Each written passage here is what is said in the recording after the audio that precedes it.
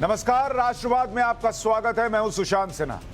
ये वो जगह है जहां पर देश की बात होती है, क्योंकि देश से बढ़कर कुछ नहीं। जम्मू कश्मीर में ऑपरेशन ऑल आउट से आतंकी बौखलाए हुए हैं। आतंकियों और उनके ठिकानों पर लगातार जो कार्रवाई हो रही है, उससे आतंकी अब कायराना हरकत पर उतर आए। जम्मू कश्मीर में एक बार फिर आतंकी आम नागरिकों को निशाना बना रहे हैं। निहत्थे बेकसूर आम नागरिकों को मार रहे हैं। अरे हिम्मत है तो लड़ो उनसे जिनके पास बंदूक है, उन सेना के जवानों से, उस पुलिस से लड़ो जिनको, तुमको अगर लड़ना है तो उनसे बंदूक से दो दो हाथ करो। लेकिन आप उनको मार रहे हो जो बेचारे शिक्षक हैं, जो बेचारे आपके रास्ते में आकर कुछ कर भी नहीं रहे। आज श्रीनगर के सफकदल इलाके में एक स्कूल में आतंकियों ने खूनी खेल खेला। 2 आतंकी अचानक बॉयज स्कूल में घुस गए। स्कूल के अंदर 4-5 टीचर्स मीटिंग कर रहे थे। कायर आतंकियों ने गैर मुस्लिम टीचर्स को अलग किया, मतलब हिंदू को अलग किया, सिख को अलग किया, मुस्लिम को अलग किया, और उसके बाद प्रिंसिपल सुपिंदर कौर और टीचर दीपक चांद को स्कूल कंपाउंड में ले गए और गोली मारकर हत्या कर दी स्कूल के कंपाउंड में। इससे पहले कल आतंकियों ने 3 बेगुनाहों का कत्ल किया। 48 घंटे के भीतर आतंकियों ने 4 गैर मुस्लिम लोगों समेत 5 का कत्ल किया है। जम्मू कश्मीर के डीजीपी दिलबाग सिंह ने कहा है कि पाकिस्तान की तरफ से साजिश की गई है। जम्मू कश्मीर के भाईचारे को बिगाड़ने के लिए यह साजिश की गई है और इस हमले के बाद परिवारों में मातम पसरा हुआ है। सिविलियन को टारगेट करने के जो इंसिडेंट्स पिछले कुछ रोज से जो हुए हैं, ये अपने आप में दरिंदगी, वहशत और दहशत का एक मेल है, जिसमें बिल्कुल बेगुनाह जो लोग हैं, जो समाज की सेवा में लगे हैं, जिनका किसी से कोई लेना देना नहीं है, उनको टारगेट किया जा रहा है। ये दहशत का माहौल पैदा करने के निशाने से इस तरह की कार्रवाई जो है, और कम्युनल रंग देने के लिए ऐसी किलिंग्स को, ताकि आपसी भाईचारा जो जहाँ पर कश्मीर में आपस में लोगों का है, उसको नुकसान पहुँचे, उसको ठेस पहुँचे, उस तरह के इरादे से जहाँ पर हो रहा है।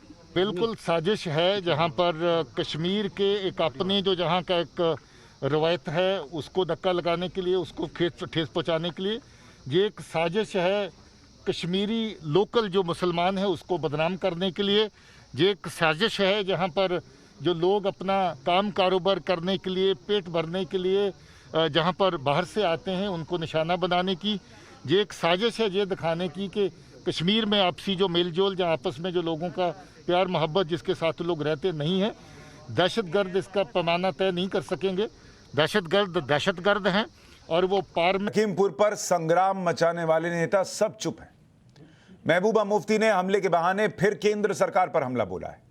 बीजेपी नेता रविंदर रैना ने पाकिस्तान पर करारा हमला बोला और मांग की कि आतंकियों का जल्द खात्मा होना चाहिए।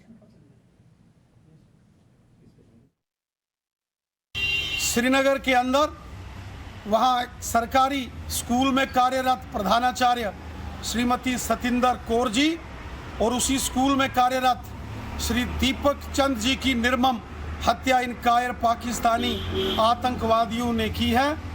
पाकिस्तान बार बार कश्मीर घाटी को लहूलुहान करने की साजिश कर रहा है। सभी आतंकी संगठनों के खिलाफ कड़ी कार्रवाई करना चाहिए। वक्त आ गया है कि दुनिया के सभी देशों को मिलकर पाकिस्तान के खिलाफ मिलिट्री एक्शन करना चाहिए।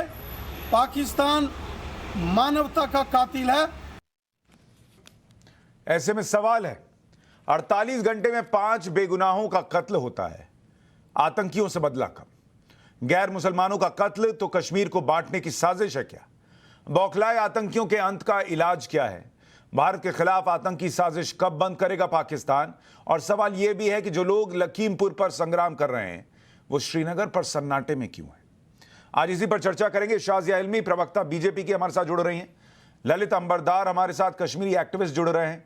सरम शाह राजनीतिक विश्लेषक हैं और वकार भाटी कश्मीरी नेता हमारे साथ जुड़ रहे हैं। आप सभी का बहुत स्वागत है। पहले सरम शाह और वकार भाटी, मैं आपसे थोड़ा समझना चाहता हूं, चूंकि आप लोग वहां पर हैं। ये जो पिछले 48 घंटे में हुआ है, आपका अपना एनालिसिस क्या है वकार भाटी जी? ये क्यों हुआ है? पहली बात, मैं इस टाइम उस जगह पे हूं यहाँ से तकरीबन 15 मिनट लगते हैं, जहाँ स्कूल में इस टाइम श्रीनगर में हूँ तो 15 मिनट लगते हैं मुझे वहां तक जाने में, जहाँ ये घटना हुई है और 2 टीचरों की हत्या हुई है। सरासर नाजायज है और मैं इसकी मजम्मत कैसे करूं? मजम्मत तब की जाती है अगर ये कहीं साल, 2 साल, 10 साल में कहीं एक बार हुआ हो, लेकिन यहाँ तो रूटीन है, हर दूसरे दिन, हर तीसरे दिन बेगुनाहों की किलिंग्स हो रही है। मैं सवाल आज पूछना चाहता हूं पूरे भारत से। आप पूछे नरेंद्र मोदी साहब से, पूछे अमित शाह साहब से, क्या यही नया कश्मीर था? इसी नए कश्मीर का सपना हमें दिखाया गया था। 370-35A को जब 2019 5 अगस्त को हटाया गया तो आपने भी सुना होगा जनाब, पार्लियामेंट में जब अमित शाह साहब ने कहा कि हम नया कश्मीर दे रहे हैं, अब यहाँ कोई किलिंग्स नहीं होगी, कोई आतंकवाद नहीं होगा, अब सुकून होगा, इंडस्ट्री होंगी, रोजगार मिलेगा, बिजनेस होगा। लेकिन यहाँ 2 सालों में अगर आप उठा के देखेंगे, हिंदू, मुस्लिम, सिख सबकी किलिंग्स हो रही है और टारगेट किलिंग हो रही है। कौन है ये लोग? कहां से आते हैं? किलिंग करके चले जाते हैं। क्या कर रही है हमारी एजेंसियां? क्या कर रही है हमारा पुलिस? सर मैं थोड़ा सा अभी डिबेट के अगले हिस्से में इस पर आ जाऊंगा। मेरा पहला आपसे सवाल ये था कि आपका एनालिसिस क्या है, ये क्यों हुआ? क्योंकि आज की घटना में ये भी कहा गया कि हिंदू टीचर्स को, सिख टीचर्स को अलग किया गया और उनको मारा गया। तो पहले एनालिसिस कीजिए कि ये क्यों हो रहा है, उसके बाद हम सवाल जवाब करेंगे गलती और कमी किसकी है। इसके मुझे तो ये लगता है कि इसके पीछे जो भी है वो जम्मू कश्मीर के हालात खराब कराना चाहता है। वो हिंदू, मुस्लिम, सिख का जो भाईचारा है उसको तोड़ना चाहता है कश्मीर में, और उसका फायदा जिन लोगों को होगा उसके पीछे तो वही लोग हो सकते हैं। मैं तो क्लियर करूंगा, मैं एजेंसी नहीं हूं, मेरे पास मैं कोई सरकार में नहीं हूं। ठीक है, ये सरकारों को जवाब देना है। सनम शाह, आपके हिसाब से क्या आप 5 मिनट में डिक्लेयर कर देते हो कि ये इसने मारा है? मैं कहता हूं इन्वेस्टिगेशन क्यों नहीं करते? अगर कौन है, कोई अंदर का भी तो हो सकता है, वो कोई पॉलिटिकली जमात के लोग भी हो सकते हैं, पड़ोसी भी हो सकता है, लेकिन हम एक क्या करते हैं जैसे नहीं, अंदर का कौन? क्या नेशनल कॉन्फ्रेंस और पीडीपी मरवा रहे हैं? क्योंकि अगर वहां किलिंग्स होंगी तो सवाल तो बीजेपी से पूछा जाएगा, तो वो अपने आप से सवाल पूछवाने के लिए तो मरवा नहीं रहे होंगे। तो आप कह रहे हैं नेशनल कॉन्फ्रेंस और पीडीपी मरवा रही है? नहीं, मैंने किसी को इल्जाम नहीं लगाया कि कौन मरवा रहा है। नहीं, आप कह रहे हैं ना अंदर के लोग पॉलिटिकल पार्टीज, तो वो कौन है पॉलिटिकल पार्टी? एक्सक्यूज मी, सुनिए ना, मैं सर यहाँ कह रहा हूँ कि यहाँ कितनी पॉलिटिकल पार्टियां हैं जो एक दूसरे की दुश्मन भी हैं। यहाँ वार जोन है सर। वार जोन में हम क्या करते हैं, कल मान लो कि मुझे मार दिया जाता है, कि मैं भी ह्यूमन राइट एक्टिविस्ट हूँ, मैं भी श्रीनगर में काम करता हूँ। अगर कल मुझे मार दिया जाता और तुरंत आ जाता कि नहीं जी ये पाकिस्तानियों ने मार दिया, बीजेपी से सवाल पूछो कि बीजेपी ने क्लियर कर देना कि पाकिस्तान की एजेंसियों ने मारा है। अगर पाकिस्तान की एजेंसियों ने मारा है, ठीक है, तो ऐसा क्यों है कि आज दिन तक आप उसको रोक नहीं सके? और अगर कोई और मार रहा है कश्मीर में तो आप पाकिस्तान के ऊपर इल्जाम लगा के उस दुश्मन को तो बचा रहे हैं, आप उस दुश्मन की हिफाजत कर रहे हैं, और वो दूसरे दिन नया टारगेट लेके आ जाता है। इसका जवाब शाजिया इल्मी देंगी पहले, लेकिन शाजिया आपके पास आऊं उससे पहले कश्मीरी युवा हैं सनम शाह। सनम, आपके हिसाब से ये क्यों हो रहा है बीते 48 घंटे में जो हुआ? देखो सर, सबसे पहले मैं इस चीज का बहुत बड़ा दुख है, और आपके चैनल के माध्यम से मैं बड़े बेबाकी तौर पर सबसे पहले आज पाकिस्तान के प्राइम मिनिस्टर इमरान खान को ये बात बताने वाला हूं। और दूसरा ही सवाल मेरा देश के प्रधानमंत्री नरेंद्र मोदी जी को होगा। मैं बताना चाहता हूं सर, हमने जो बम और गोले बना के रखे ये दिवाली के लिए नहीं रखे। मुझे इस चीज का दुख है सर। मैं पढ़ लिख कर आपकी डिबेट पे आज बैठा हूं, मुझे हिंदुस्तान देख रहा है। एक टीचर की बहुत बड़ी रिस्पेक्ट होती है। आज मैं बुज़दिल उन आतंकवादियों को कहना चाहता हूं, अगर तुम्हें मुकाबला करना है हमारी सेना के साथ करो, हमारी फौज के साथ करो। ये नहीं है एक स्टाफ जब स्टूडेंट्स, क्या ये जो मेरा भाई है कांग्रेस में है, ये कांग्रेस का स्टैंड है क्या? ये मेरा भाई कांग्रेस में है ना? एक मिनट वकार जी, जब आप बोल रहे थे वो नहीं बोला, मैं आपको मौका दूंगा, अभी पहले उसको बोलने दीजिए। कांग्रेस का स्टैंड है, मैंने बोला कांग्रेस का स्टैंड है ये, तो मैं वही बोल रहा हूँ। कांग्रेस सुने मेरी बात भाई, मेरे तुम पहले कांग्रेस का काम कर, पहले मैं इसका कंटिन्यू वर्कर लोकल मीडिया का कांग्रेस ही हो ना। तुम बोल रहे थे मैं तुम्हें डिस्टर्ब किया। आप मेरी जान मेरे भाई हो आप। मैं पूछ रहा हूँ कि क्या कांग्रेस का ये स्टैंड है? मैं ये पूछ रहा हूँ आपसे, कांग्रेस का स्टैंड है ये? क्योंकि आप कांग्रेस के वर्कर हो। यार आप देखिए मुझे कि मेरा क्या स्टैंड, मैं जम्मू कश्मीर आपका नहीं, आप एक नेशनल पार्टी में हो, आप एक नेशनल पार्टी हो, सनम शाह नेशनल पार्टी में हो। ओपन तरीके से सुने मेरी बात भट्टी साहब, सनम शाह आप नेशनल पार्टी में है ना, कांग्रेस की नेशनल पार्टी में हो। मैं आज आतंकवाद को यह चेतावनी देना चाहता हूँ, कुत्ते के मौत मारे जाओगे तुम्हारा भी बुरा असर होगा। आपने प्रेसिडेंट साहब से बोलिए उनका है। सुने मेरी बात, आज एक टीचर जो बच्चों को तालीम देते हैं सर, मैं इस चीज को कंडेम करता हूँ। सनम से नहीं बर्दाश्त कर सकता। कल ये गोली सनम चाची में भी अब ये कह रहे हैं कि कांग्रेसियों ने कुछ नहीं किया। इसके पहले 90 से लेकर कांग्रेस। अच्छा ठीक है, एक मिनट वकार भाटी उनको कंप्लीट करने दीजिए। सनम शाह मैं आपके पास भी फिर आऊंगा, अभी इनिशियल रिमार्क सबसे ले रहा हूं। शाजिया आपके हिसाब से ये क्या हो रहा है कश्मीर में, क्यों हो रहा है? देखिए, सबसे पहले तो मैं कहूंगी ये बहुत ही अफसोस की बात है और हम सबको शर्मसार करती हैं इस तरह की वाकयात। और लेकिन मैं सुन रही थी वकार भाटी जी को, और जिस तरह से वो भारत की एजेंसियों पर और भारत की सरकार को कटघरे में खड़ा कर रहे हैं और पाकिस्तान की सरकार को कुछ भी कहने से बच रहे हैं, और अपने ही देश को नहीं, आप चुप रहिए भाई साहब, आप चुप रहिए। नहीं, आप चुप रहिए भाई साहब, मुझे बोलने दीजिए। नहीं, आपने वादा किया था, आप चुप रहिए, मुझे मेरा वक्त है, आप बोल लीजिए। अच्छा, आप बोल लीजिए। सनम शाह एक मिनट वो कंप्लीट कर लें फिर आप बोलिए। हम इमरान खान से पूछे, हमारा सवाल देश के प्रधानमंत्री से बनता है, हमारा सवाल देश के डिफेंस मिनिस्टर से बनता है। आज मरने वाला कश्मीरी मर रहा है सर, मरने वाला जम्मू कश्मीर का नागरिक मर रहा है। मैं किससे पूछूंगा? मैं देश के प्रधानमंत्री से पूछूंगा। छोड़े हमारी फौजों को बॉर्डर पे खुला आप, पाकिस्तान की निपा कर दूंगा जवाब। ये बम और गोले आपने दिवाली के लिए बना के रखे। अरे सबक सिखाओ पाकिस्तान को, क्यों पीछे चुप के बैठे हो? छोड़ो हमारी फौजों को बॉर्डर पे खुला आज, पाकिस्तान को घुस के मारो। मैं शाजिया जी देश के प्रधानमंत्री से पूछूंगा, मैं देश के डिफेंस मिनिस्टर से पूछूंगा। ठीक है भाई साहब, ठीक है, एक बार आप पूछ लीजिए, लेकिन एक बार उनको रिस्पॉन्ड तो करने दीजिए, फिर आप उसमें पूछ लीजिएगा। बोलिए। अच्छा, तो मैं आपसे जब सर्जिकल स्ट्राइक या बालाकोट हुए थे, तब आप ही के तो नेता थे और जो प्रमाण पूछ रहे थे, एविडेंस मांग रहे थे, चाहे वो केजरीवाल थे या राहुल गांधी थे, और अभी आप एक्शन की बात कर रहे हैं। वहाँ कमाल की बात है। अच्छा, अब नहीं, चुप रहिए आप, अभी आप चुप रहिए, मेरा वक्त है। चुप रहिए आप, चुप रहिए आप, मेरा वक्त है बोलने का। भाई साहब चुप रहिए। देखिए, आप तकरीर ना कीजिए, ये तकरीरों का वक्त नहीं है। हमारी बातें आपको तकरीरों का वक्त नहीं है, चुप रहिए आप। दवाई फीकी होती है, जो दवाई कोड़ी होती है, राम वही देती है। चलिए बोलिए, आप बोलिए, तकरीरें कीजिए। सनम शाह एक बार जवाब कंप्लीट होने दीजिए, फिर आप काउंटर क्वेश्चन पूछ लीजिएगा। शाजिया बोलिए। नहीं, बिल्कुल नहीं, ऐसे नहीं होगा। काउंटर क्वेश्चन करने वाले ये नहीं, मैं इनसे काउंटर क्वेश्चन पूछूंगी। और आप जिस तरह से इनको वक्त दे रहे हैं, ये तकरीरों का भी बिल्कुल मुझे लगता नहीं सही है। मैं काउंटर सनम शाह उनको बोलने तो दीजिए एक बार, अभी तक वो अपना इनिशियल रिमार्क भी पूरा नहीं कर पाई हैं। शाजिया बोलिए। और सब लोग बराबर से बोलेंगे, और मैं इनसे काउंटर क्वेश्चन पूछूंगी, जैसे कि मैंने पूछा है। अभी बहुत बढ़ चढ़ के बोल रहे हैं आप, प्राइम मिनिस्टर। और क्या हुआ था? आप भाई बहुत बढ़ चढ़ के बोल रहे हैं आप। ये क्यों हो रहा है? ये क्यों हो रहा है? अमन और शांति को खत्म करने की कोशिश की जा रही है, और एक घड़ियाली आंसू नहीं बहाइए आप। ये क्यों हो रहा है? क्योंकि अमन और शांति की कोशिशें की जा रही है, क्योंकि हमारे कश्मीरी पंडित भाइयों को वापस लाने की कोशिशें की जा रही हैं, क्योंकि आर्टिकल 370 को खत्म किया गया है, ताकि सबको बराबरी का हक मिले। और आप यहाँ पे घड़ियाली आंसू बहा रहे हैं, और आपकी हिम्मत है भारत सरकार से सवाल पूछने की। और कोई सवाल आपने पहले भी पूछे थे, समझ में आया आपको? तो एक्टिंग ना कीजिए यहाँ पे आकर, आप दोनों एक्टर लोग जो है ना, यहाँ पे एक्टिंग ना कीजिए। आपकी पोल खोलूंगी मैं, समझ में आया? ये है ट्रेजेडी का वक्त, बहुत ही संगीन वक्त है ये। मैंने खबरें पढ़ी है कि जिन लोगों को मारा गया है, जो स्कूल टीचर है, जो केमिस्ट है, उनके परिवारों के बारे में। इसलिए मैं थोड़े गमगीन माहौल है ये, इसलिए मैं चीखना चिल्लाना नहीं चाह रही थी, लेकिन आपने मजबूर किया। आप दोनों के भाषणों ने मुझे चीखने पर, इसलिए मैं बोलना नहीं चाह रही थी। समझ में आया आपको? तो मैं भी चीख सकती हूँ।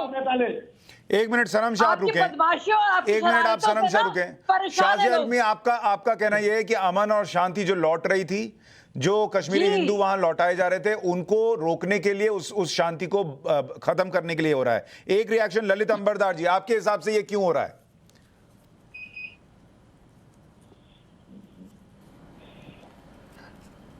सर, मेरी जितना मुझे समझ है, दुनिया भर में जो जहाद की मुसीबतें, जंगें चल रही है, मैं कश्मीर को उस ग्लोबल जहाद का, कश्मीर जहाद जो है उस ग्लोबल जहाद का एक हिमालयन एंड है। अफगानिस्तान और पाकिस्तान से होता हुआ कश्मीर उसका हिमालयन एंड है। 32 साल पहले जो आगाज हुआ कश्मीर जिहाद का, किससे आगाज हुआ? कश्मीरी हिंदू का नरसंहार, रेप, मर्डर और मास मर्डर औजार थे जेनोसाइड के। और किस पृष्ठभूमि में हुआ? लाखों लोग सड़कों पे होते थे, मस्जिदों और सड़कों से नारा क्या लगता था? कश्मीर में रहना होगा, अल्लाह अकबर कहना होगा। ए कश्मीर के मुसलमानों, हिंदुस्तान से आजादी का मतलब अल जिहाद, अल जिहाद। ऐ कश्मीरी पंडितों, अपनी औरतें यहां छोड़ जाओ, मर्द यहां से निकल जाओ। ये थी पृष्ठभूमि। यहां क्या चलेगा? निजाम मुस्तफा, पाकिस्तान से रिश्ता क्या? ला इलाहा इल्लल्लाह। क्या उस इकोसिस्टम में कोई बदलाव आया है? आपने ये जो टारगेटिंग किलिंग दिखी है, टारगेटिंग किलिंग का मकसद क्या होता है? एक को इसी बर्बरता से मारो, एक कत्ल इतनी बर्बरता से करो कि वो 100 लोगों के दिल के अंदर, दिमाग के अंदर ऐसी दहशत पैदा कर दे को निकल जाए। यही तौर तरीका इस्तेमाल किया था 32 साल पहले। लेकिन हमने क्या किया? हम नजरअंदाज करते रहे। आज तक औपचारिक तौर पे गवर्नमेंट ऑफ इंडिया ने ये एक्नॉलेज नहीं किया जो कश्मीरी हिंदुओं के साथ हुआ नरसंहार था, और जो कश्मीर के अंदर जो चल रहा है वो कश्मीर जिहाद है। ये डेवलपमेंट प्रॉब्लम नहीं है। आज की तारीख में 32 साल पहले की भी बात कर रहा हूं, दावे के साथ बात कर सकता हूं मैं। कश्मीरी जो जिहादी हैं, इस्लामिस्ट हैं, उन्होंने भी आज तक शिकायत नहीं की कि हिंदुस्तान की तरफ से हमारे अगेंस्ट कोई इकोनॉमिक डिप्रिवेशन था। आम कश्मीरी मुसलमान बाकी हिंदुस्तान के आम हिंदुस्तानी से कई गुना अच्छी जिंदगी जी रहा था, क्योंकि सेंटर से आप जैसे भारतीय लोगों के टैक्स की पे की वजह से वहां पे एड मिलता था। और वहां क्या बदलाव हुआ है? कुछ नहीं बदला हुआ है। कल जिस प्रकार से मिस्टर बिंद्रू की लाश सड़क पे पड़ी हुई थी ना, और लोग देख रहे थे, या वो जो वीरेंद्र पासवान जो गोलगप्पे बेच रहा था और लोग गुजर रहे थे सामने से, यही 32 साल पहले जस्टिस गंजू 80 साल के जज थे, रिटायर्ड जज थे। ऐसा कत्ल किया सड़क के ऊपर। कई पूरे समय तक ये वही हो रहा है जो 32 साल पहले हुआ। वो डर पैदा करो और जानबूझकर करो ताकि वहां हिंदू दोबारा न लौट सके। कंटिन्यूटी है। Genocide of Hindus has not, Kashmir के अंदर कश्मीरी हिंदू का नरसंहार खत्म नहीं हुआ। ठीक है, वकार भाटी। मिस्टर ललित, मैं तो श्रीनगर में हूं, मैं इनको जवाब दे रहा हूं। मुझको पता है ललित साहब की जान खतरे में नहीं है, मेरी जान खतरे में है, क्योंकि मेरे पास सिक्योरिटी नहीं है और मुझे भी कल कोई शूट कर सकता है। मैं भी एक टारगेट किलिंग बन सकता हूं, मैं जानता हूं। क्योंकि अगर यहाँ 2 दिन में 4 दूसरे मजहब के लोग मारे गए हैं, तो हर दिन टारगेट मुस्लिम भी यहाँ हो रहा है, मुस्लिम भी कंटिन्यू टारगेट हो रहा है, और बहुत ज्यादा तादाद से हो रहा है। और ये चीज क्या देना कि नहीं जिहाद है, जिहाद के बिल्कुल जवाब दे रहा हूं, तरफ से जिहाद के नाम से मारा जाता है। ठीक है, आप कह रहे हैं हिंदू मुसलमान दोनों को टारगेट किया जा रहा है। ललित अंबरदार जवाब देना चाह रहे हैं। ललित अंबरदार। मैं जवाब दे रहा हूं। हाँ बोलिए। मैं जवाब दे रहा हूं। देखिए, जी बोलिए। कश्मीर के अंदर लेफ्टिनेंट फयाज का कत्ल होता है। कश्मीर के अंदर मस्जिद अभी टारगेट किलिंग के ऊपर बात करो ना, आप टारगेट किलिंग के ऊपर बात करो। आपने 90 की बात की है, उसके ऊपर मैं बात करना चाहता हूं। औरंगजेब, राइफलमैन औरंगजेब, उनका कत्ल इसलिए नहीं होता, ये बैलेंस मत कीजिए, ये बैलेंस मत कीजिए। उनका कत्ल इसलिए नहीं होता कि वो मुसलमान है, उनको इसलिए मारते हैं कि उनको भी काफिर समझते हैं, क्योंकि उनका हिंदुस्तान के साथ रिश्ता है। अगर ये आप बराबरी करोगे ना, तो तालिबान तो सूफी है। अफगानिस्तान में कौन किसको मार रहा है? अफगानिस्तान में कौन किसको मार रहा है? अफगानिस्तान वकार भाटी वो ये कह रहे हैं, वकार भाटी, ललित अंबरदार ये कह रहे हैं कि टारगेट किलिंग जो हो रही है वो हिंदुओं के खिलाफ हो रही है, और जो आप कह रहे हैं मुसलमान मारे जा रहे हैं वो आर्म्ड फोर्सेस में है, इसलिए मारे जा रहे हैं क्योंकि उनको काफिर माना जाता है। और जो पुलिस में है, सिविलियंस मुसलमान कितने शहीद हुए? 1 महीने में यहाँ सिविलियंस मुसलमानों को कितना टारगेट किया गया देख लो, 1 महीने की देख लो। यहाँ 2 बॉडी बिल्डर मारे गए हैं, एक बदमाशों में मुसलमान मारा गया है। किसी तरीके से हिंदुस्तान के साथ कोई रिश्ता बोला जाता है, उनको मुखर बोलते हैं। ये ललित जी झूठ बोल रहे हैं। ये जो परसों जो टैक्सी एसोसिएशन के प्रेसिडेंट मारे गए हैं, उन पे इल्जाम था कि वो मुखर है। लोगों की इन्वेस्टिगेशन करनी चाहिए। मुझे तो इन लोगों पर डाउट है, क्योंकि ये हिंदू मुस्लिम यही करते हैं, तो मुझे इन लोगों पर डाउट है कि कहीं ये इस मसले मैं बता रहा हूं आपको, लेफ्टिनेंट फयाज को क्यों मारा? लेफ्टिनेंट फयाज को क्यों मारा? नहीं चाहते लेफ्टिनेंट फयाज को क्यों मारा? ये हिंदू मुस्लिम कर रहे हैं। उस मुकद्दस रात को जामा मस्जिद के अंदर क्यों मारा? नहीं, वकार भाटी ये तो सामने है ना कि आज ही की घटना देखिए, नाम चेक करके और उसके बाद मारा है। आप मुझे वो घटनाएं बताइए जहां मुसलमानों को नाम चेक करके मारा गया, बताइए फिर।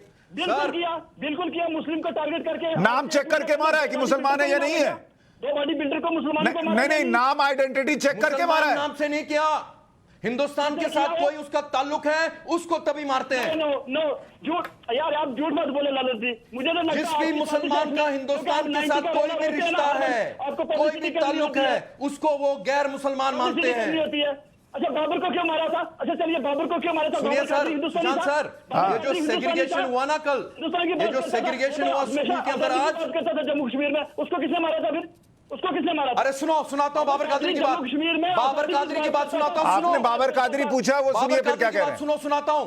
किसने मारा? किसने मारा था? सुशांत सर, बताइए। मुझे बोलने का जवाब बोलने दीजिए, ललित मैं अंबरदार जवाब बोलिए देता हूं। बाबर कादरी पर। बाबर कादरी ने बताता हूं, अरे बॉस सुनिए, बाबर कादरी को जो मैं टीवी पे बोलता था वो आपको भी बोलता हूं, जो आपको उसका एहसास है जब आपने बोला कि आपकी जिंदगी भी खतरे में है, उससे वही बात उसने फेसबुक लाइव पे किया शाम को, बोला कि हमारे लोग मरते हैं, लीडरों के लोग नहीं मरते, हुर्रियत के लोग नहीं मरते, उनके बच्चे नहीं मरते, मेरे गरीब मुसलमान बच्चे मरते हैं जिहाद के लिए। उसी शाम को, उसी रात को उसने ललकारा था जिहादियों को, उसी रात का उसका कत्ल हुआ। जानते हो वो फेसबुक मैंने देखा है, लाइव देखा मैंने उसका, एक्सेप्ट नहीं करेंगे कि कोई मैंने देखा है। तो किसने मारा उसको? उन्हीं लोगों ने जिनको उसने ललकारा। उसने ये भी बोला था कि मुझे मालूम है कि तुम मुझे मारने के लिए आओगे, उसने हिम्मत दिखाई। ठीक है, एक मिनट शाजिया इल्मी, मरने से पहले सवाल इस बात का है कि अगर ये टारगेटिंग किलिंग चल रही है, जो ललित अंबरदार की चिंता है कि 32 साल पहले जो हुआ वही हो रहा है,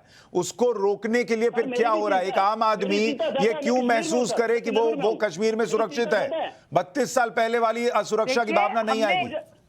बिल्कुल आप नहीं, बिल्कुल ही आप सही कह रहे हैं। हमने दिलबाग जी को सुना, हमारे बहुत ही सक्षम वहां पे पुलिस अफसर हैं और वो बहुत बहादुरी से, और मेरी कुछ सीनियर लोगों से वहां पे आज भी बात हुई है, और आप यकीन नहीं करेंगे किस तरह से दिलेरी से वो लोग काम कर रहे हैं, और किस तरह हर वक्त उनको खुद अपनी फिक्र किए बगैर वो वहां के नागरिकों की सुरक्षा के लिए काम कर रहे हैं, और किन हालात में काम कर रहे हैं। और जब मैं बात कर रही हूँ,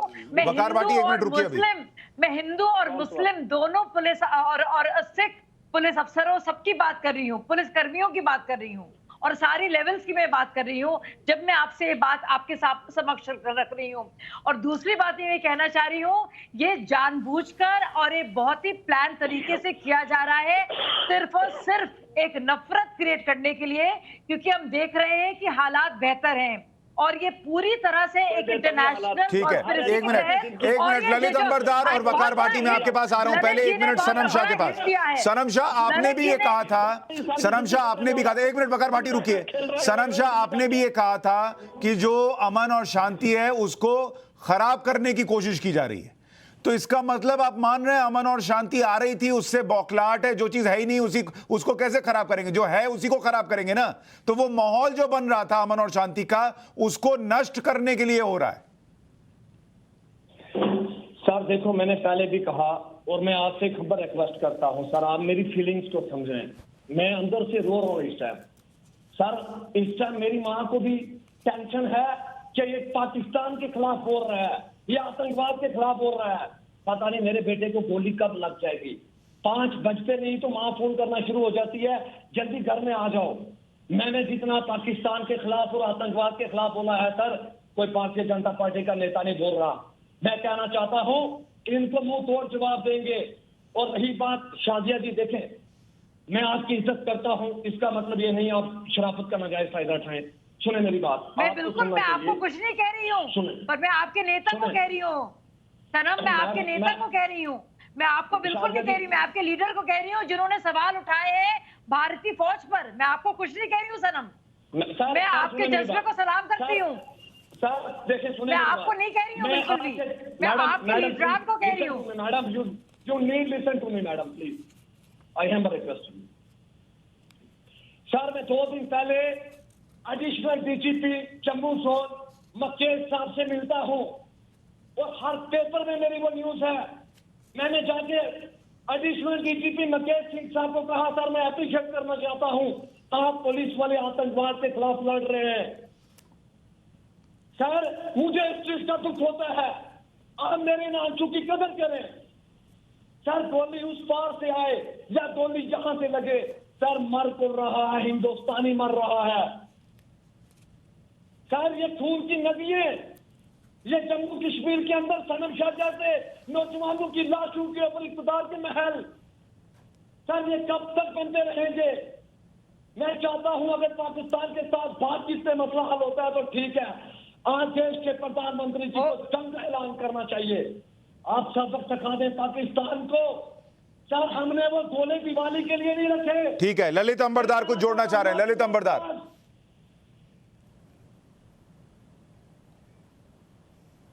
देखिए, मैं ये सनम नौजवान है, भावुक हो गए हैं, मैं इसकी कदर करता हूं, भारतीयता का प्रतीक हो रहे हैं। शायद ये तब पैदा नहीं हुए थे जो कश्मीर जिहाद की शुरुआत हुई थी, इसलिए शायद उनको एहसास नहीं हो रहा कि हिंदुस्तान के आगे कितनी बड़ी चुनौती है। 32 साल पहले जम्मू कश्मीर पुलिस का, आपने साजिया जी ने अभी जम्मू कश्मीर पुलिस का जिक्र किया, जब जम्मू कश्मीर में 19 जनवरी 1990 को कश्मीर का मुख्यमंत्री फारूक अब्दुल्ला डर के भाग जाता कश्मीर को, छोड़ देता अपनी नौकरी और कश्मीरी हिंदुओं को उन जहादियों के हवाले छोड़ के गया जो गलियों और कूचों में हिंदुओं को चुन चुन के मार रहे थे, AK-47 लेके, माथे के ऊपर कलिमा लिख के घूम रहे थे सड़कों पे। वो आदमी जाने के बाद जम्मू कश्मीर की पुलिस बिल्कुल निहत्था हो गई थी, बिल्कुल डिमोरलाइज हो गई थी जम्मू कश्मीर की पुलिस। आज की तारीख में जम्मू कश्मीर की पुलिस कश्मीर जिहाद के सामने पहला फ्रंट है। और मैं दिलबाग सिंह सर से गुजारिश करूंगा, प्लीज आप पॉलिटिकल स्टेटमेंट मत दीजिए, वो पॉलिटिशियंस का काम है। आप अपने फोर्सेस का मोरल हाई कीजिए। कश्मीर के अंदर अगर ये कश्मीरियत थी, माहौल अच्छा था, तो कश्मीर की 5000 साल पुरानी विरासत, वहां की संस्कृति, वहां के मूल निवासी कश्मीरी हिंदू कहां है? कहां गए 5 से 6 लाख लोग? हवा में उड़ गए? पूछे इन सब लोगों से जो उनकी वकालत करते हैं, महबूबा मुफ्ती से पूछे, अब्दुल्ला से पूछे कि जी हमारे यहां तो माहौल है, भाईचारे का है, और कौन सा भाईचारा है? और सुनिए, ये जिहाद की प्रॉब्लम है, जब तक आप इसको समझेंगे नहीं, एक वो जो मर्डरर और मास मर्डर को तो स्टेक होल्डर बनाया था भारतीय सरकारों ने, अभी तक स्टेक होल्डर थे। यासीन मलिक जैसा आदमी जिसको 30 साल पहले फांसी के फंदे पे होना चाहिए था, वो दिल्ली के मीडिया हाउसेस में स्टेट गेस्ट की तरह इनवाइट किया जाता था। और आप ये जो सैयद अली शाह गिलानी, वो कश्मीर का उसामा बिन लादेन, मुझे खेद है वो प्राकृतिक मौत मरा, मुझे खेद है वो कुदरती मौत मरा, उसको फांसी के फंदे पर लटकाना चाहिए था। उसकी वजह से अपने बच्चों को उसने बहाल कर दिया दुनिया भर में। कश्मीर के गरीब मुसलमान परिवारों के बच्चों को ये जिहाद और इस्लाम के अफीम पिला के उनको मरवा दिया। बाटी इस पर जवाब दें, बाकी मेहमानों के पास मैं आऊं, उससे पहले बिना ब्रेक लिए हुए 30 सेकंड में हेडलाइन और फिर उसके बाद ये चर्चा आगे बढ़ा रहे हैं। कश्मीर में लोगों को चुन चुन कर मारा जा रहा है और ये क्यों हो रहा है, इस पर आज हम चर्चा कर रहे हैं। शाजिया इल्मी बीजेपी की प्रवक्ता, ललित अंबरदार कश्मीरी एक्टिविस्ट, सनम शाह राजनीतिक विश्लेषक और वकार भाटी कश्मीरी नेता हमारे साथ बने हुए हैं। वकार भाटी, जब भी इस तरीके की किलिंग्स होती है और आपसे चर्चा होती है, आप सरकार से सवाल पूछते हैं, अच्छी बात है, लेकिन वहां जो लोग माहौल खराब करते हैं, चाहे वो पॉलिटिकल पार्टीज हों या फिर अलगाववादी नेता हों या फिर ऐसे लोग हों जो आतंकियों के जनाजे को कंधा देने के लिए जाते हैं, उनसे कभी सवाल क्यों नहीं पूछा जाता?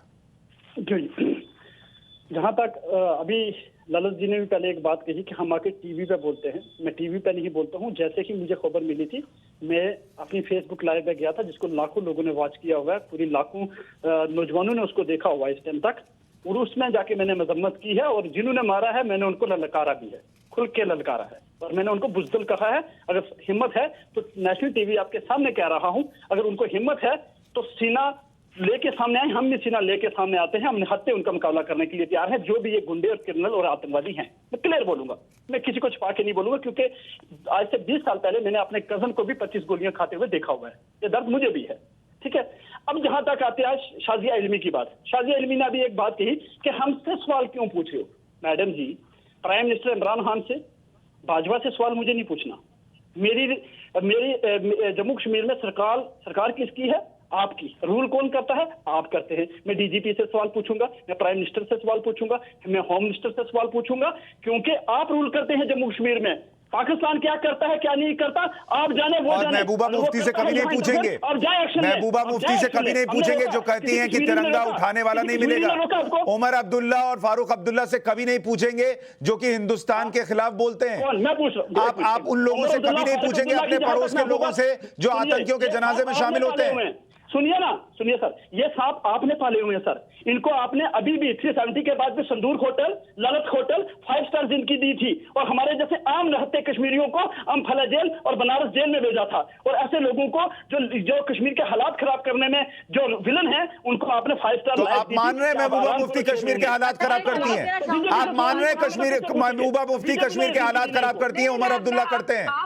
आपको नहीं, मैं आपसे बताना चाह रही हूँ, आपकी जो नहीं, आप मान रहे हैं ना, आप कह रहे हैं जो कश्मीर के हालात खराब करते हैं उनको बड़े होटल्स में रखा, आप इसका मतलब आप मान रहे हैं कि महबूबा मुफ्ती, उमर अब्दुल्ला, फारूक अब्दुल्ला इसके पीछे हैं? कश्मीर के तमाम पॉलिटिकल लीडर हो या दिल्ली के तमाम पॉलिटिकल लीडर हो, चाहे वो कांग्रेसी हो, नहीं, अब फिर दिल्ली को क्यों जोड़ना? घबराहट होती है क्या?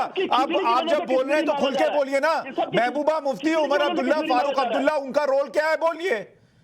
उनका रोल यह है कि वो अपना कश्मीर को बिजनेस समझते हैं, दिल्ली वाले भी बिजनेस समझते हैं, कश्मीरी भी बिजनेस समझते हैं, बिजनेस करते हैं सर। यहाँ सियासत नहीं है, यहाँ बिजनेस है सर, ये बिजनेस है, ये तजारत है कश्मीर। यहाँ पता है अगर किलिंग्स होगी तो हमारी पॉलिटिक्स चलेगी, किलिंग्स बंद हो जाएगी हमारी पॉलिटिक्स खत्म हो जाएगी, क्योंकि ये नहीं चाहते। शाजिया, मैं 1 मिनट आपके पास आ रहा हूँ, शाजिया मैं आ रहा हूँ आपके पास, मुझे बोलने दीजिए। ठीक है शाजिया बोलिए। जवाब देना है सुशांत, मुझे 2 चीजों का जवाब देना है। सबसे पहले मैं कहना चाहूंगी, मैं आर्टिकल 370 की भी बात नहीं करूंगी, ना ही 35A की। मैं सिर्फ और सिर्फ बात करूंगी NIA ने जो रोल किया है, किस तरह से हुक्का पानी बंद किया है हुर्रियत के नेताओं का, और जो ट्रेल हमने पकड़ा है, जिसकी वजह से नहीं, आप चुप रहिए, आप चुप रहिए, जिसकी वजह से अरे नहीं, आप जो बोल रहे, अब मेरा वक्त था बोलने का, ये बदतहजीबी ना दिखाइए। वकार भाटी को जवाब देने दीजिए। वकार भाटी चुप रहिए। आपके अब जिन नेताओं के पीछे आप आगे पीछे भागते हैं, दुम हिलाते फिरते हैं, उनका हुक्का पानी बंद किया है। नहीं, पर शाजिया इल्मी वो तो कह रहे हैं, वकार भाटी कह रहे हैं, शाजिया इल्मी आप कह रहे हैं जिनके पीछे ये दुम हिलाते भागते हैं, उनको तो वो ये कह रहे हैं कि ये बिजनेस कर रहे हैं कश्मीर के नाम पर। वो आप कह रहे हैं, लेकिन वो जानते हैं कि दोनों पार्टियां जो है किस तरह से गिलानी और उनकी पूरी टीम के आगे पीछे नाचती रही है श्रीनगर में। सुनिए, अरे मैं बात करता हूँ अपनी पूरी, नहीं तमीज से बात कीजिएगा। अच्छा वकार भाटी, एक बार उनको बोलने दीजिए, फिर आप बोल लीजिए। एक बार वकार भाटी उनको बोलने दीजिए। नहीं, आप पहले बोल लीजिए, उसके बाद में बोल लूंगी। आपको बहुत शौक है चीखने का, बोलिए। आप चाय पीनी है तो चाय पी लीजिए, मैं चाय पी रहा हूँ। नहीं बोलिए। देखिए, सबसे पहले तो मैं कहूंगी, सबसे पहले अगर ये सारे जिसका जिक्र ललित जी अभी कर रहे थे, जिनकी दुख और पीड़ा मैं समझ सकती हूँ, सबसे पहले तो कभी भी मैंने सुना नहीं है किसी भी पुलिस अधिकारी को कोई भी सियासी बयान देते हुए, चाहे वो दिलबाग जी हो या कोई भी रहे हो, और मैंने कभी नहीं सुना है, कभी भी किसी भी पार्टी की सरकार रही हो, कभी भी मैंने सुना नहीं।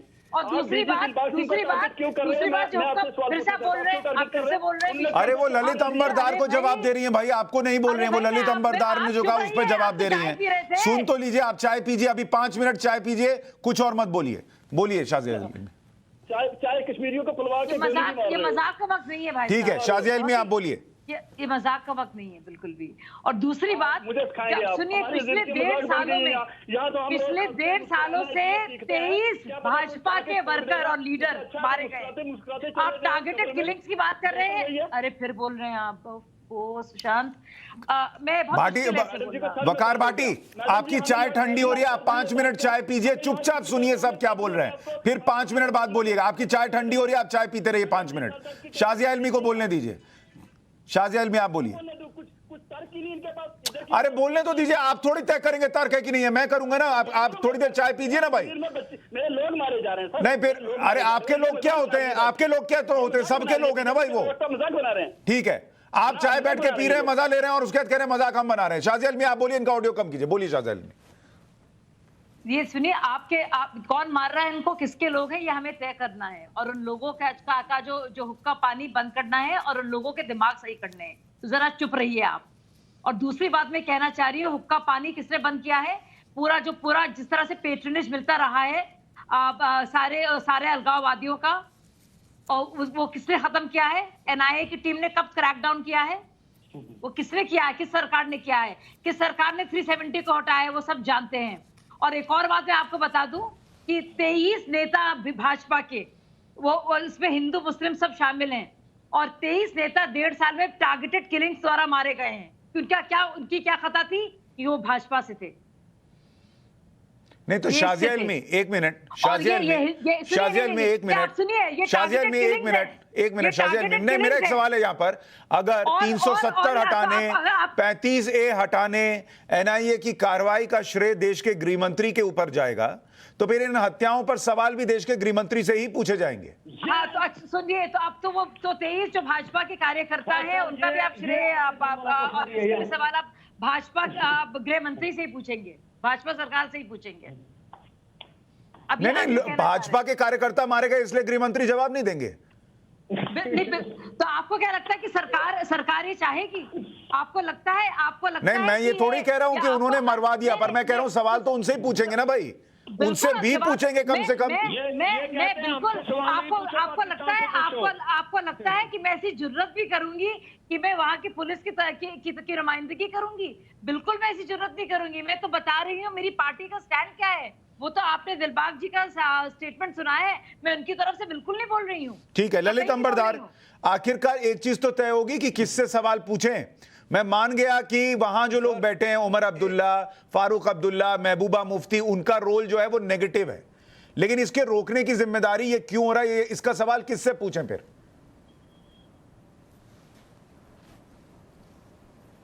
सबसे पहले तो मैं शाहजाद जी को बताना चाहता हूं, डीजीपी दिलबाग सिंह को मैं सैल्यूट करता हूं। मैंने उनको ये नहीं बोला कि आप पॉलिटिकल स्टेटमेंट क्या होते हैं। पॉलिटिकल स्टेटमेंट ये होते हैं कि यहां तो भाईचारे का माहौल है, उसको खराब करने की कोशिश हो रही है। ये एक पुलिस ऑफिसर की जुबान से अच्छा नहीं लगता। ये महबूबा मुफ्ती और वो अब्दुल्ला के जुबान पे ठीक लगेगा, क्योंकि उनको मालूम है उनके हाथ, उनके जो सिपाही हैं, उनके जो पुलिस वाले हैं, जो मैंने बोला कश्मीर जिहाद की फ्रंट लाइन में आज की तारीख में, जो 32 साल पहले बिल्कुल डिमोरलाइज हो गए थे जब वो फारूक अब्दुल्ला कायर तक भाग गया था कश्मीर से। तो दिलबाग सिंह और जम्मू कश्मीर पुलिस वो बेहतरीन काम कर रहे हैं वहां पे। दूसरी बात यह कि अगर आप समझते हैं कि 370 और 35 से हटा दें, मैं कहता हूं 5 अगस्त 2019 को नरेंद्र मोदी ने एक ऐतिहासिक कदम उठाया, ऐसी पॉलिटिकल विल दिखाई कि जो 70 साल से कश्मीर के अंदर बीमारी पल रही है, उस इस्लामो फैशिस्टिक इकोसिस्टम को तोड़ने की प्रक्रिया शुरू होती है 5 अगस्त 2019 को। लेकिन कश्मीर जहाद एकदम खत्म नहीं होगा। कश्मीर जहाद मिलिट्री प्रॉब्लम है, उसको मिलिट्रीली तय करना पड़ेगा।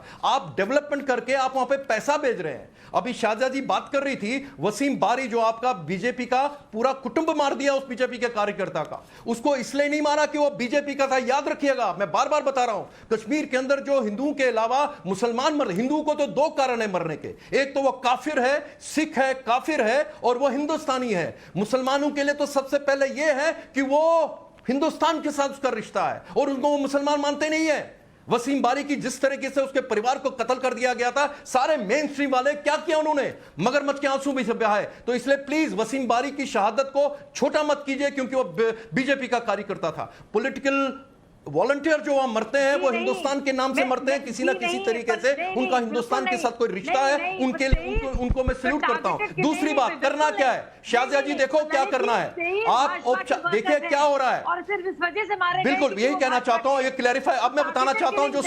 जो सर ने पूछा मुझसे, उसको जवाब देना चाहता हूं। जो सर ने पूछा उसको जवाब दे रहा हूं। करना क्या है, आपने जो 5 अगस्त 2019 को जो ऐतिहासिक कदम उठाया, उसको आगे ले जाना है, उसको न्यूट्रलाइज नहीं करना है। आपने डोमिसाइल का लॉ लाया 15 साल के लिए, 15 साल में एक जनरेशन पैदा होती है, वो आपने एक तरीके से 370 लाया, और वो नरेंद्र मोदी की गलती नहीं है, वो अमित शाह की गलती नहीं है। आपका नॉर्थ ब्लॉक, आपकी जो लोकल कार्यकर्ता है, वो आपको मिस इन्फॉर्म कर रहे हैं वहां पे हालात क्या हो रहे हैं। आपको मालूम है ये आपके आने से पहले 2014 से पहले कश्मीर के जो मेन स्ट्रीम है, जो गुपकार गैंग है, नाम शुरू करता हूं, नेशनल कॉन्फ्रेंस, उनका जो सिटिंग एमपी है दिल्ली की लोकसभा में, उसने 2 साल पहले 3 साल पहले कश्मीर की लेजिस्लेचर असेंबली में नारा लगाया, पाकिस्तान जिंदाबाद। और जब बाहर पत्रकारों ने पूछा क्यों बोला, बोले मैं मुसलमान हूं, बाबूक हो गया। यह है नेशनल कॉन्फ्रेंस, अपने आप को नेशनलिस्ट बोलती है। महबूबा मुफ्ती की सेल्फ रूल का जो डॉक्यूमेंट है, जो इलेक्शन कमीशन उसको रिकॉग्नाइज करता है मेन स्ट्रीम पार्टी, उसके ऊपर सबसे ऊपर एजेंडा है कि पाकिस्तान का कश्मीर के ऊपर जॉइंट कंट्रोल होगा, पाकिस्तान की करेंसी कश्मीर में चलेगी, हिंदू कश्मीर के अंदर आईपीएस और आईएएस खत्म करना होगा, यह है उनका। तो आप उनको मेन स्ट्रीम का दर्जा देते हैं, आपके द्वारा इलेक्शन कमीशन जब मैं सनम शाह, एक मिनट ललित अंबरदार जी, सनम शाह, सवाल पूछने की जब बात थी और मैंने कहा सवाल क्यों ना पूछा जाए सरकारों से, तो आप खुश हुए। parties लेकिन को मुझे ये नजरअंदाज बताइए, क्या कीजिए। ये भी सच नहीं है जो ललित अंबरदार कह रहे हैं कि ये जो इसी सरकार के अंडर जिस तरीके से आतंकियों को खत्म किया जा रहा है, पत्थरबाजी की घटनाएं कम हुई हैं, कश्मीर में इंफ्रास्ट्रक्चर के लिए पैसा यहां सेंटर से भेजा जा रहा है, जिस तरीके से पुलिस को छूट दी गई है कि आप कार्रवाई कीजिए, क्या उनके साथ खड़ा ना हुआ जाए? क्या सवाल पूछकर पुलिस का, सेना का मनोबल कम किया जाए? बिल्कुल। ललित साहब, इन्होंने सवाल किया है, सेना सर, मैं कह रहा हूं देखिए, हिंदुस्तान सुने के अंदर आज की तारीख में कोई जिला आप- नहीं आपका है नाम जहां से सनम उस शाह एक है, लड़का सर, ने मेरा नाम कश्मीर सनम के अंदर शाह है। कश्मीर जहाज से लड़ते मेरा लड़ते नाम शहादत सनम नहीं दी शाह है, है। मिस्टर ललित, कोई एक प्लीज। जिला नहीं मिलेगा आपको हिंदुस्तान के अंदर। ये हमारी फौजियों ने वहां पे काम किया है। आप, मैं दे रहा हूं सर आपको जवाब बड़े अच्छे तरीके से। देखें, आप सुने मेरी बात सर। जब धारा 370 और 35A हटाया गया है, इनकी 3 चीजें फ्रंट लाइन पे मीडिया में घूम रही थी। क्या? हम मिलिटेंसी को खत्म कर देंगे, हम ये कर देंगे, कश्मीर में दूध की नहरें बहेंगी। सर देखिए, 370 और 35A से पहले चाइना लद्दाख में 38,000 स्क्वायर फीट में था घुसा, आज घुस गया है।